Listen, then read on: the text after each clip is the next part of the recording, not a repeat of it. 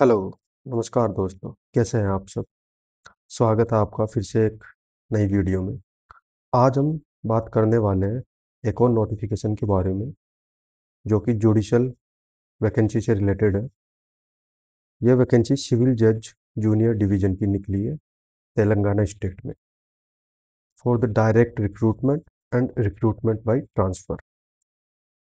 आइए हम इसकी बात करते हैं।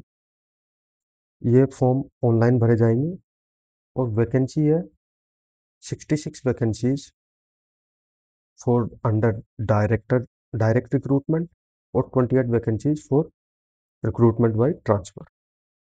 सैलरी इसकी रहने वाली है 77,840,000 से 1,36,520, इसके बीच में आपकी सैलरी रहेगी। और जो एप्लीकेशन है वो आपकी 8 दिसंबर 2025 से 29 ऑफ दिसंबर 2025 के बीच में ये फॉर्म फिलअप होंगे, जो कि ऑनलाइन मोड में होंगे। साथ ही मैं एक चीज़ और बता दूं आपको कि ये जो फॉर्म है सिर्फ और सिर्फ ऑनलाइन मोड में ही फिलअप किए जा सकते हैं, हाई कोर्ट की वेबसाइट पर जाके 8/12/2025 से स्टार्ट हो जाएंगे। इसके अलावा handwritten, typed, photostat, copy, printed application, इस तरीके का कोई भी फॉर्म, चाहे आप पोस्ट करो, कुरियर करो या इन पर्सन दे के आओ, कोई भी फॉर्म इंटरटेन नहीं किया जाएगा। Only online form will be accepted. आगे हम बात करते हैं कि इसमें कौन कौन सी रिक्रूटमेंट प्रोसेस में कौन कौन से स्टेप्स हैं जो आपको क्लियर करने हैं। शेड्यूल्स ऑफ स्क्रीनिंग टेस्ट, पहला रिटन एग्जामिनेशन और वाइवा वॉइस, यानी आपको स्क्रीनिंग टेस्ट देना होगा। स्क्रीनिंग टेस्ट एक तरीके का प्री एग्जाम ही है। उसके बाद रिटन एग्जाम, जिसको मेंस भी कह सकते हैं, और उसके बाद वाइवा वॉइस, जिसको आप इंटरव्यू भी कह सकते हैं। आगे हम बात करते हैं, जैसे यहाँ पे टेंटेटिव डेट शेड्यूल दिया भी हुआ है कि स्टार्टिंग डेट्स है एप्लीकेशन की, शुरू होने की डेट है 8 दिसंबर 2025 और लास्ट डेट है 29 दिसंबर 2025 रात में 12 बजे तक इसका टाइमिंग है। आगे हम बढ़ते हैं तो स्क्रीनिंग टेस्ट है, जैसा कि मैंने आपको पहले भी बताया, स्क्रीनिंग टेस्ट का मतलब है प्री एग्ज़ाम। वो प्री एग्ज़ाम की टेंटेटिव डेट है, मंथ है अभी, टेंटेटिव मंथ फरवरी 2026 में होने वाला है। और इसका time, venue and date hall ticket में आपको बता दिया जाएगा, जो कि तेलंगाना हाई कोर्ट की वेबसाइट पर पब्लिश होगी एग्ज़ाम से कुछ दिन पहले। वैकेंसी पोजीशंस क्या क्या हैं, तो हम इसके बारे में बात कर लेते हैं थोड़ा। कि वैकेंसी पोजीशन में पहला है under direct recruitment. Direct recruitment में जैसे कितनी कैटेगरीज है, उन कैटेगरीज में कितनी पोस्ट है। तो जैसे पहली कैटेगरी है इकोनॉमिकली वीकर सेक्शंस, इसमें 11 पोस्ट है। ओपन कंपटीशन में 13 पोस्ट है। फिजिकली चैलेंज में एक और दो पोस्ट है। बैकवर्ड क्लासेज में जैसे कैटेगरीज बनी हुई है group A, B, C, D, E, तो इसमें टोटल ये पोस्ट है 28 पोस्ट। और शेड्यूल कास्ट, इसमें भी 3 कैटेगरी ग्रुप बने हुए हैं, इसमें भी 10 पोस्ट है। तो टोटल मिला के इसी तरीके से डायरेक्ट रिक्रूटमेंट में 66 वैकेंसीज है। उसके बाद अंडर रिक्रूटमेंट बाय ट्रांसफ़र, एक दूसरी प्रोसेस है, दूसरा रिक्रूटमेंट है, जिसमें टोटल 28 वैकेंसी निकली हुई है। मैं आपको बाद में डिफरेंस बताऊंगा कि डायरेक्ट रिक्रूटमेंट में कौन कौन फॉर्म भर सकते हैं और रिक्रूटमेंट बाय ट्रांसफ़र में कौन कौन फॉर्म भर सकते हैं, इनमें क्या डिफरेंस है। तो अभी हम ये थोड़ा समझ लेते हैं। ओपन कंपटीशन जो इसमें है उसके लिए 22 पोस्ट है, शेड्यूल कास्ट के लिए 3 है, शेड्यूल ट्राइब के लिए भी 3 है, ऐसे करके टोटल रिक्रूटमेंट बाय ट्रांसफर में 28 पोस्ट है। उसके बाद रिजर्वेशन की हम बात कर लेते हैं। रिजर्वेशन किन किन को मिलेगा, जो कैंडिडेट बिलोंग करते हैं schedule caste, schedule tribes, socially and economically backward classes, women, economically weaker sections and 4% of differently abled person, तो उनको ये रिजर्वेशन मिलेगा। किसके अंडर मिलेगा, Telangana state judicial service and cadre rules 2023 के अंडर ये रिजर्वेशन प्राप्त करने के लिए एलिजिबल है। आगे हम बढ़ते हैं तो बात करते हैं क्या क्या क्वालिफिकेशन रहेगी और एज लिमिट क्या होगी इन वैकेंसीज की। तो सबसे पहले हम बात करते हैं डायरेक्ट रिक्रूटमेंट की। तो अब मैं आपको थोड़ा समझाता हूँ कि डायरेक्ट रिक्रूटमेंट का मतलब क्या है या उसमें कौन फॉर्म भर सकते हैं। Means appointment of a person who is not in the service of the government of India और the government of the state. जो पर्सन गवर्नमेंट ऑफ इंडिया और गवर्नमेंट ऑफ स्टेट की किसी भी सर्विस में नहीं है पहले से या जॉब नहीं कर रहा है तो वो डायरेक्ट रिक्रूटमेंट में गिना जाएगा, यानी फ्रेश कैंडिडेट गिना जाएगा जो अभी तक कोई जॉब नहीं कर रहा है।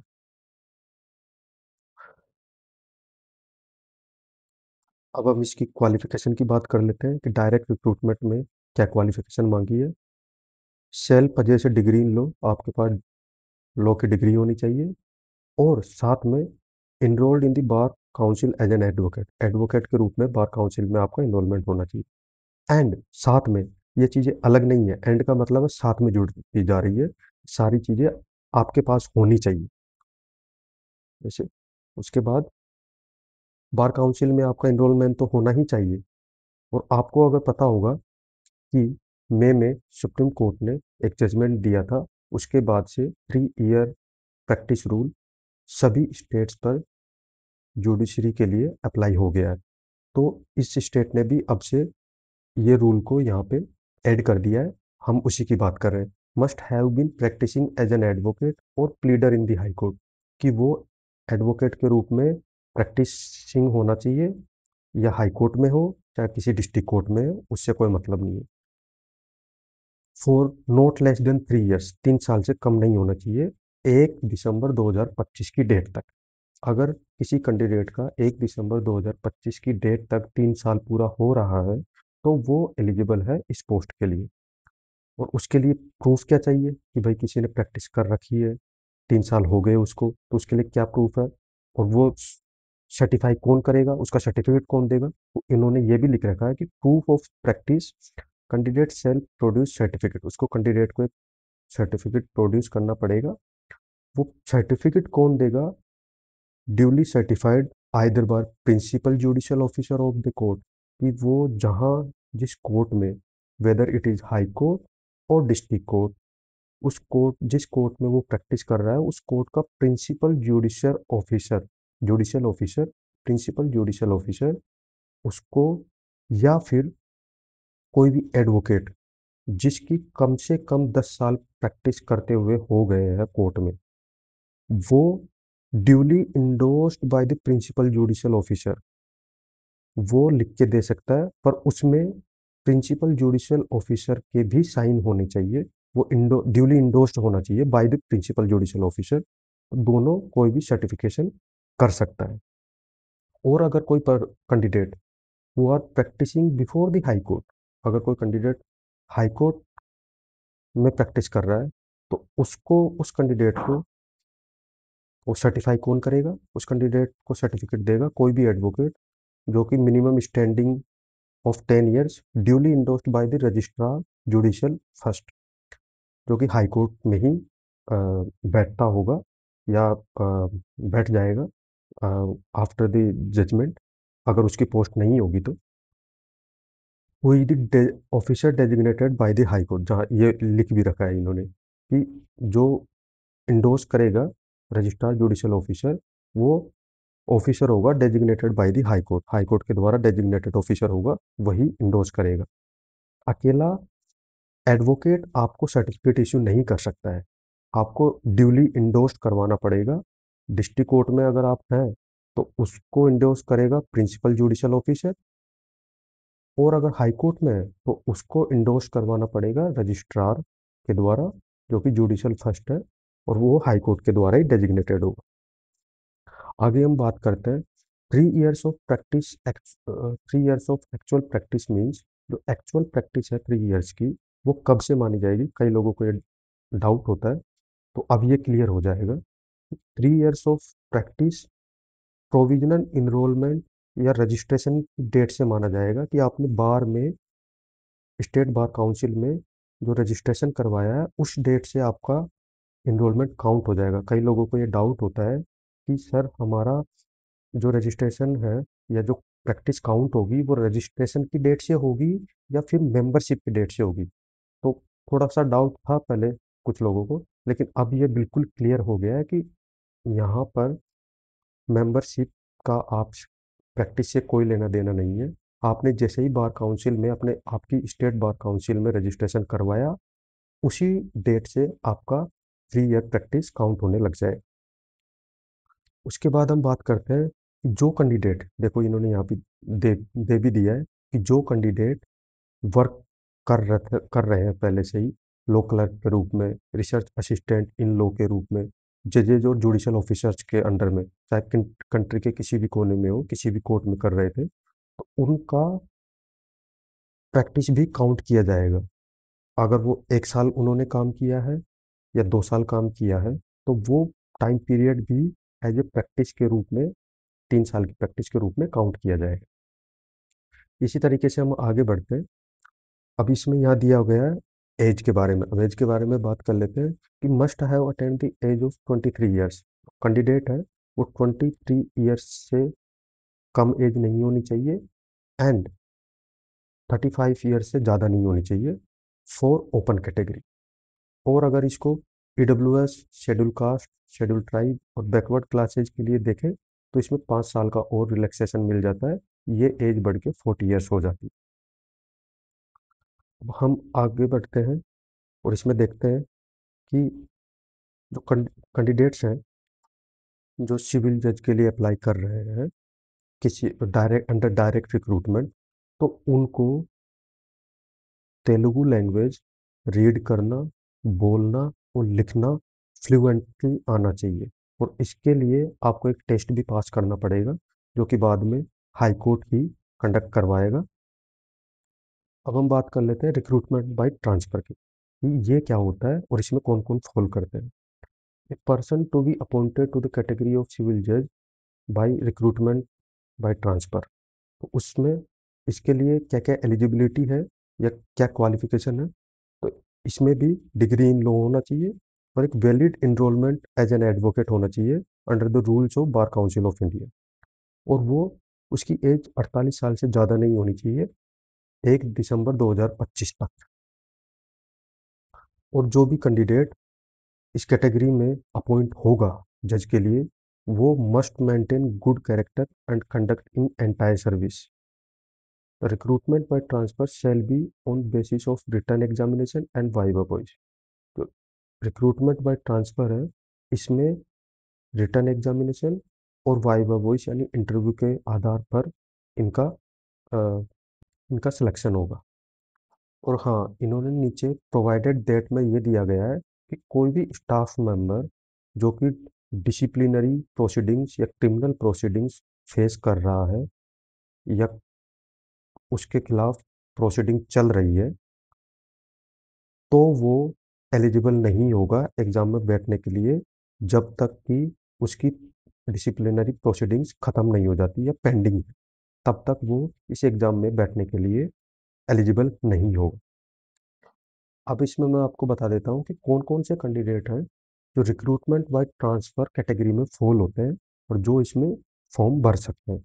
जैसे कि पहले से कोई जॉब कर रहा है, जैसे सेक्शन ऑफिसर हो गया, court officers, scrutiny officers, account officers, court master, personal secretary to honourable जजेस, personal secretary to registrars, section officers, computer operators, upper division stenos, assistants, यहाँ पे chief administrative officers, senior superintendents और assistant public prosecutors, senior assistant public prosecutors, additional public prosecutors grade second और section officers in law department. ये सब candidate recruitment by transfer में fall होते हैं और ये फॉर्म भर सकते हैं। और जो भी कैंडिडेट, सभी कैंडिडेट इस पोस्ट सिविल जज की पोस्ट के लिए अप्लाई कर रहे हैं, उनको भी तेलुगु लैंग्वेज पढ़ना, लिखना और बोलना आना चाहिए फ्लुएंटली। अब हम बात कर रहे हैं कि रिक्रूटमेंट का मेथड क्या होगा, मिनिमम मार्क्स क्या रहेंगे और सिलेबस क्या होगा। तो मेथड रिक्रूटमेंट का ये होगा कि सबसे पहले स्क्रीनिंग टेस्ट होगा, उसके बाद रिटन एग्जामिनेशन होगा, उसके बाद इंटरव्यू या वाइवा वॉइस होगा। स्क्रीनिंग टेस्ट 100 मार्क्स का होगा, उसमें 100 मल्टीपल चॉइस क्वेश्चन आएंगे जो कि ऑब्जेक्टिव टाइप क्वेश्चन होंगे, और ये 2 आवर्स के लिए कंडक्ट करवाया जाएगा। कैंडिडेट को इसमें मिनिमम 40% या उससे अबोव मार्क्स सिक्योर करने हैं, और जो कैंडिडेट 40% मार्क्स सिक्योर कर लेगा वो शॉर्ट लिस्ट हो जाएगा। साथ ही ये कैंडिडेट 1:10 की रेशियो के रूप में सेलेक्ट किए जाएंगे, मतलब एक वैकेंसी पे 10 कैंडिडेट। जैसे टोटल अगर 94 वैकेंसी है तो इनका 10 गुना कैंडिडेट प्री में सेलेक्ट किए जाएंगे फॉर द मेंस एग्जामिनेशन। जैसे अगर 94 वैकेंसी है तो इसका 10 गुना 940 स्टूडेंट हो गए जो कि मेंस एग्जाम में बैठेंगे। उसके बाद जो भी कैंडिडेट स्क्रीनिंग टेस्ट में मार्क्स आएंगे वो मेंस एग्जामिनेशन के लिए ऐड नहीं होंगे, वो सिर्फ क्वालिफाइंग मार्क्स है। अब हम आगे बढ़ते हैं कि रिटर्न एग्जामिनेशन का पैटर्न क्या रहेगा और कैसे कैसे होगा। तो रिटर्न एग्जामिनेशन में 3 पेपर्स होंगे, सिविल लॉ, क्रिमिनल लॉ और इंग्लिश का पेपर। इंग्लिश में ट्रांसलेशन, ऐसे राइटिंग, ग्रामर, वोकेबलरी। और इंग्लिश का पेपर 2 भाग में डिवाइडेड होगा, part 1 and part 2। Part 1 30 marks का होगा और पार्ट 2 70 मार्क्स का होगा।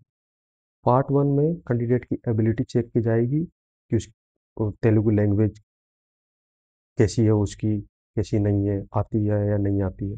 और साथ ही कैंडिडेट को इंग्लिश टू तेलुगु और तेलुगु टू इंग्लिश ट्रांसलेशन भी चेक किया जाएगा। तो इंग्लिश के ही पार्ट 2 में सिर्फ कैंडिडेट की एबिलिटी चेक की जाएगी, ऐसे राइटिंग में, ग्रामर, वोकेबलरी में, उनमें। और जो ऐसे राइटिंग है shall be on legal subject only, वो लीगल सब्जेक्ट से रिलेटेड ही होगा। Candidate has to secure 50% mark in each part to qualify. Candidate को इंग्लिश के दोनों पार्टों में मिनिमम 50% मार्क्स सिक्योर करने होंगे, तभी वो क्वालिफाई होगा। और अब मैं आपको एक चीज़ और बता दूं कि जो पेपर 3 है इंग्लिश, उसके मार्क्स आपके शॉर्ट लिस्टिंग में जो वाइवा होगा उसके लिए इंक्लूड नहीं किए जाएंगे। पेपर 1 जो कि सिविल का है और पेपर 2 जो क्रिमिनल का है, उसी के मार्क्स के आधार पे आपको इंटरव्यू में शॉर्ट लिस्ट किया जाएगा। प्रत्येक पेपर आपका 100 मार्क्स का होगा, paper first, paper second, paper third. और each paper is 3 hours long. Paper purely English में होगा और इंग्लिश में ही आपको आंसर्स लिखने हैं, एक्सेप्ट जो ट्रांसलेशन का पेपर है इसमें आपको इंग्लिश से तेलुगु में ट्रांसफ़र करना है, तेलुगु से इंग्लिश में ट्रांसफ़र करना है। उस पेपर के अलावा पूरा पेपर इंग्लिश में होगा। अब हम इसके सिलेबस के बारे में बात कर लेते हैं, स्क्रीनिंग टेस्ट और रिटन एग्जामिनेशन के सिलेबस के बारे में। दोनों का सिलेबस सेम ही है, सेम ही एक्ट है। जैसे सिविल लॉ का सिलेबस में CPC, Indian contract act, evidence, Hindu succession, Hindu marriage act, specific relief act, ये केरला के कुछ लोकल लॉज है, लॉज ऑन हिंदू अडोप्शन, ये तो माइनर है, legal service authority act, Telangana land encroachment act, ये लोकल लॉ है, Telangana buildings lease rent and eviction control act 1960, ये भी लोकल लॉज है। इसी तरीके से क्रिमिनल लॉज है, क्रिमिनल लॉज में CrPC, Indian evidence act, Indian penal code, negotiable instrument act, Telangana, एक minute, Telangana prohibition act, Telangana excise act, mental health care act, Telangana gaming act, इसी तरीके के एक्ट, ये सारे के सारे एक्ट, बीएनएस, भारतीय साक्ष्य अधिनियम, भारतीय नागरिक सुरक्षा संहिता, बीएनएसएस, ये सारे एक्ट क्रिमिनल लॉ में पूछे जाएंगे। मिनिमम मार्क्स जो सिक्योर करने हैं रिटन एग्जामिनेशन में, वो आपको 60% से कम आपके मार्क्स नहीं होने चाहिए आपको इंटरव्यू में क्वालिफाई करने के लिए। और रिजर्व कैटेगरी के लिए ये 55% से कम नहीं होने चाहिए। मेंस एग्जामिनेशन में जितने कैंडिडेट क्वालिफाई होंगे और जो एलिजिबल है, उनमें से वाइवा के लिए या इंटरव्यू के लिए 1:3 के रेशियो में उनको बुलाया जाएगा। यानी कि जितनी वैकेंसी है एक वैकेंसी पर 3 कैंडिडेट्स को बुलाया जाएगा। 94 वैकेंसी इंटू 3 कर लेना आप, इतने स्टूडेंट को इंटरव्यू के लिए बुलाया जाएगा। और साथ में इसमें यह भी दिया गया है कि अगर एक कैंडिडेट के दूसरे कैंडिडेट के बराबर मार्क्स ले आता है, यानी दो कैंडिडेट के अगर सेम मार्क्स आ जाते हैं तो उन दोनों कैंडिडेट को इंटरव्यू के लिए बुलाया जाएगा। ऐसा नहीं है कि कई जगह पे क्या होता है कि एज का फैक्टर देख लेते हैं कि किसकी एज ज़्यादा है तो उसको पहले बुला लेते हैं, या कई जगह पे कोई और रूल है। लेकिन यहाँ पे ऐसा है कि अगर दो कैंडिडेट के मेंस में सेम मार्क्स या सेम कट ऑफ बन रही है तो उन दोनों कैंडिडेट को वाइवा के लिए, इंटरव्यू के लिए अपीयर होना होगा। अब हम वाइवा वॉइस या इंटरव्यू की बात कर लेते हैं। वाइवा वॉइस 30 नंबर का होता है। अगर इसमें कोई भी कैंडिडेट एब्सेंट रह जाता है तो वो डिस्क्वालीफाई फॉर सिलेक्शन मान लिया जाएगा। वाइवा वॉइस या इंटरव्यू में आपको मिनिमम 40% मार्क्स आपको लाने हैं, और फाइनल सिलेक्शन होगा वो based on aggregate marks obtained in written examination, only paper 1 and 2 and viva voce. यानी फाइनल सिलेक्शन आपका रिटन एग्जामिनेशन में जो पेपर 1 और पेपर 2 हुआ है उसके मार्क्स, और वाइवा वॉइस जिसके मार्क्स है 30 नंबर, इन तीनों को जोड़ के 230 नंबर होते हैं। इन 230 नंबर में से आपका फाइनल सिलेक्शन होगा। इसमें फिर ट्रेनिंग के बारे में दिया हुआ है कि जो भी कैंडिडेट सेलेक्ट हो जाता है उसको फिर ट्रेनिंग के से गुजरना पड़ता है, जो कि 1 साल की ट्रेनिंग होगी, और वो भी हाई कोर्ट ही कंडक्ट करवाएगा। और प्रत्येक कैंडिडेट जो अपॉइंट होगा सिविल जज जूनियर डिवीजन के लिए, उसको 2 साल के प्रोबेशन पीरियड से भी गुजरना होगा। इसी तरीके से ये सारी चीज़ें हैं। और साथ ही हाँ, एप्लीकेशन प्रोसेसिंग फीस क्या है, प्रोसेस फीस के बारे में बात कर लेते हैं। जो कैंडिडेट ओपन कैटेगरी या बीसी कैटेगरी से बिलोंग करते हैं उनके लिए फीस है 1250। और जो candidate EWS, PWD, SC, ST category से बिलोंग करते हैं उनको 600 रुपीज़ पे करना होगा for the application form. Screening test से पहले, जिसको हम प्री एग्जाम भी कहते हैं, उससे पहले प्रैक्टिस के लिए मॉक स्क्रीनिंग टेस्ट अवेलेबल करवाया जाएगा हाईकोर्ट की वेबसाइट पर ही, जो कि आप एग्ज़ाम से पहले जाके वहाँ पे इस मॉक टेस्ट को दे सकते हैं ताकि आपकी तैयारी हो जाए। एग्जामिनेशन सेंटर क्या रहने वाले हैं स्क्रीनिंग टेस्ट के लिए, इन्होंने 4 सेंटर दे दिए हैं पहले, यही आपके प्री के लिए एग्जामिनेशन सेंटर रहेंगे, जो कि हैदराबाद, वारंगल, करीमनगर और खम्माम खम्माम है। तो ये सारे आपके एग्जामिनेशन सेंटर रहने वाले हैं। बाकी सारी चीज़ें हमने डिस्कस कर ही ली है। अगर कोई भी आपको क्वेरी है, कोई भी चीज़ रह गई है, कोई चीज़ समझ में नहीं आ रही है, तो आप मुझे कमेंट सेक्शन में नीचे लिख सकते हैं वो अपनी क्वेरी। और साथ ही इस चैनल पर हम इसी तरीके की लीगल वैकेंसीज लाते रहते हैं, जो कि टेन्योर बेसिस की हो या परमानेंट बेसिस की हो, स्टेट गवर्नमेंट की हो, सेंट्रल गवर्नमेंट की हो। तो आप इस चैनल को इसके लिए फॉलो कर सकते हैं, क्योंकि रेगुलर बेसिस पर इस चैनल पर आती रहती है ताकि आपको फ़ायदा मिले। Thank you and subscribe.